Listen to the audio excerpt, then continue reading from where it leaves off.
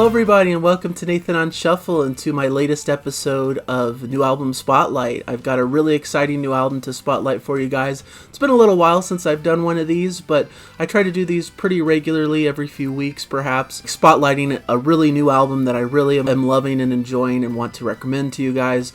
These are some of my favorite albums throughout the year. And I've come across another good one that was just barely released. This is Glass Hammer's album At the Gate, which just came out this past week. Really a wonderful album that I wanted to talk to you guys about. If you like this kind of content, if you're into album recommendations and reviews and all of that sort of thing, please subscribe. I'd really appreciate that. Also, please like and comment in the video. All of that stuff helps me and really gives me support to keep going and keep putting out these style videos, so I really appreciate the support from you guys. So Glass Hammer is a band that's been close to me for quite some time. It's a band I've followed since quite early when I was getting into progressive rock. They've been around quite some time in this newer era of progressive rock.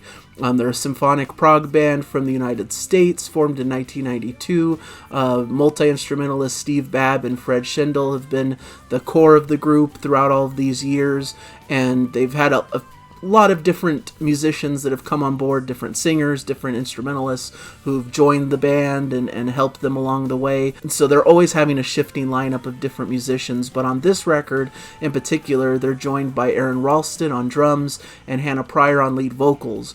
And the album also features John Bigley on vocals, John Davison on vocals, and Reese Boyd on lead guitar in a couple songs. So we've got quite a cool lineup here. I think they're really streamlining into a really solid lineup that is really showcasing their skills and abilities throughout this album. Really, this is the third in a trilogy of albums that the band has done in the same world, the same storyline. The Skallagrim style series, basically the inspiration for this was a sword and sorcery type fantasy novel adapted into this album feature, starting with Dreaming City was the first one from a couple years ago, and then Skallagrim Into the Breach, which came out last year. There's also a book that's been created, Skallagrim and the Veils of Pagarna, which was written by Steve Babb, of course, a member of the group, which details this world even further.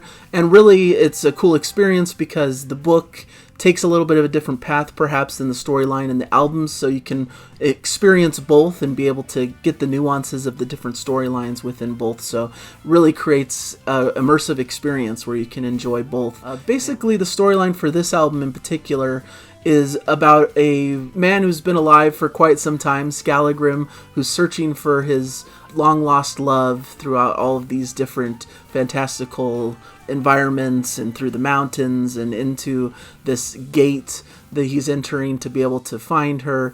And so it's a quest type story, a quest of finding love, of finding someone who's important to you, and discovering yourself along the way, I believe. So a really cool storyline. I think a lot of prog builds upon these fantastical kind of stories like this, so it fits really in line with the classic progressive symphonic prog that existed. And what's interesting about these albums is that Glass Hammer, even though they have a very symphonic style sound, they've really gone towards a harder edged veneer in these latest ones. The last album especially, and this one, just has some really heavy, harder edge songs inspired by maybe early hard rock inspired Rush music, Black Sabbath, bands like that, maybe Deep Purple, some of these heavier proto-metal type bands that are really being drawn inspiration from, that I think adds a good edge to the album, adds a good variety, and really beefs up their sound to an impressive level. So it's something that I really enjoy about their sound, that on these past couple albums that have really brought in a new dimension that has really helped their sound along. Because in some of their earlier albums, I felt like they needed a bit of this kind of edge to their sound. You know, the symphonic prog was very light and fun, and I enjoyed it, but I think this adds even an extra layer that really is appealing to me, at least, and brings a bit of a modern edge to the sound, and brings a bit more of their own character into it as well. So the album opens with The Years Roll By, which they released as an early single. A beautiful track, one of the best Glass Hammer songs in existence. I really think it's a beautiful start to the album.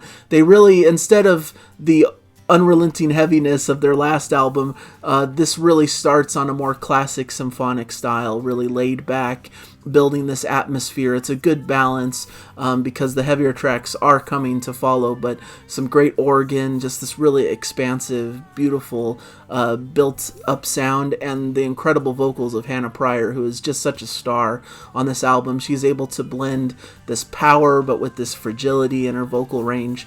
It just is really beautiful, and I'm so glad she's spotlighted so heavily on this album. Her first appearance on a Glass Hammer album was the last one, Skallagrim Into the Breach, which I already was really a huge fan of and felt like she was spotlighted in such a great way, but I feel like she's even more of a focus here, and it really leads to a great experience listening to this with her vocals all over it.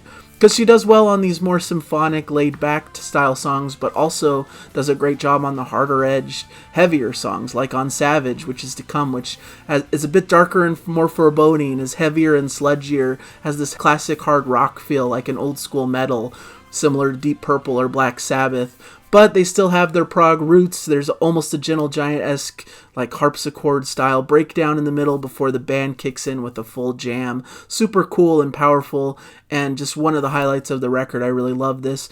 Then we move into an instrumental track, North of North, which starts off like a bit more psychedelic and atmospheric with a Tangerine Dream style sound and maybe some electronic elements in there. But then they break into this great full prog jam in the middle section as well with some great keyboard soloing. I just really appreciate that. This moves into All Alone, which starts off with this slow, sludgy guitar riff before the whole band kicks in for one of the most fun, hard-rocking sections of the album, some blues rock in the mix here. Some great vocals with Hannah. She's just rocking out on this track. There's almost some jazzy guitar soloing in the middle, some great keys behind it. It's a really rocking, high energy track that's really fun. All for Love is another great hard rocker with Hannah's vocals, almost a mystical vibe in sections, but some heavy riffs and funky grooves, almost a grunge inspiration on this track. It's one of the heavier, harder tracks. Snowblind Girl is a great highlight as well. Great organ opens things up and continues in this heavy vein we've been in, this proto-symphonic metal type vibe. Some really great acoustic guitars, and Hannah's lovely voice over top of it is apparent in certain sections. There's some great doomy, dark vibes in it, some electronic sections. It's a really great, expansive song that has a lot of feels and styles to it. Standing at the Gate is another highlight, maybe one of the more harsh and progressive tracks. Some harsh angular guitars and discordant organ chords start this one out. John Davison comes into the fray on vocals, who's one of my favorite vocalists for the band. He had a great era as the lead singer of the group with If, Corcordium, and Perilous, some great albums that I recommend checking out. He's really great. Of course, he's now part of Yes, so he has that John Anderson style quality to his vocals, but this is just a really heavy, cool, chaotic track. Some great symphonic beauty layered underneath it, though. Some great Chris Squire inspired bass work, and I love how John Davison and Hannah Pryor's vocals work off of each other throughout the track. Just a dynamite track with some great guitar soloing closing it out. Really a great climax and big powerful moment of the album before we drift into a bit more of a laid back finale with In the Shadows, which has a really cool piano melody and awesome atmospheric vocals once again from Hannah. Almost a indie style vibe, almost something like Radiohead would do, with gentle piano and these haunting vocals. Just a really melancholy, mournful type feel before we're led into It's Love with this really expanded symphonic instrumental section. Beautiful, moody organ, great atmospheres, building up to this symphonic glory moment, reminiscent of the opening track, bringing things full circle.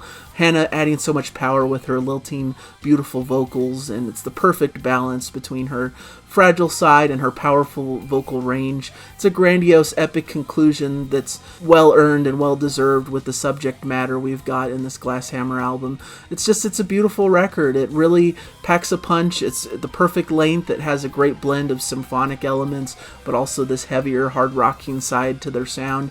Hannah's vocals are just next level. She's a beautiful vocalist who I think has so much promise in the prog genre if she wants to have a career there. You know, she's just an incredible incredible talent. The band is on fire. They're playing really energetically. There's so much variety in the sound. There's, classic prog elements for those who love the classic prog, but also these cool hard rock and heavy metal elements that bring an extra dimension and an extra edge to the music. And so all in all, I just really found myself loving this record and thinking it's one of the best that the band has produced, maybe the best. It's just really up there for me. I feel like with these Skallagrim albums, starting with Dreaming City, continuing with Skallagrim into the Breach, and now into this one, they just keep improving. Each one is a little bit better than the previous one, leading to just such a dynamic conclusion.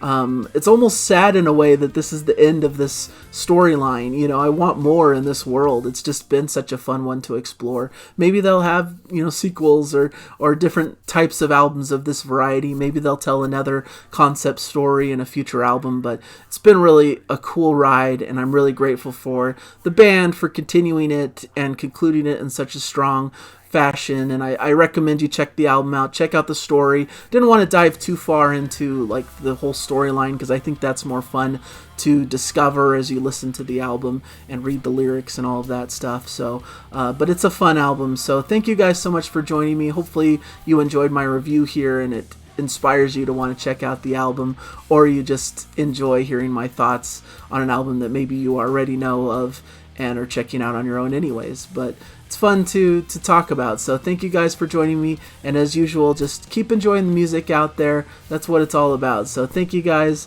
and I'll catch you guys hopefully in a future video. Thank you again. Bye.